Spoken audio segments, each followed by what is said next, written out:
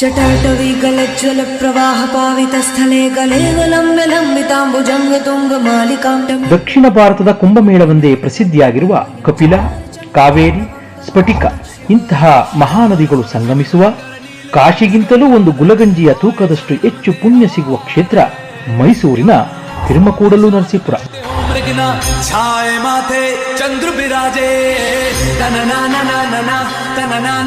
ಶ್ರೀ ಅಗಸ್ತೇಶ್ವರ ಸ್ವಾಮಿಗಳ ತಪೋವನ ಗುಂಜ ನರಸಿಂಹ ಸ್ವಾಮಿ ನೆಲೆ ನಿಂತಿರುವ ಪುಣ್ಯಕ್ಷೇತ್ರದಲ್ಲಿ ನಡೆಯುತ್ತಿರುವ 13ನೇ ಮಹಾಕುಂಭಮೇಳದ ಮಾಘ ಮಾಸದ ಪುಣ್ಯ ಸ್ನಾನದಲ್ಲಿ ಮಿಂದೆದ್ದು ಜೀವನದ ಅಭೂತಪೂರ್ವ ಸಮಯದ ಸಾಕ್ಷಿಯಾಗೋಣ.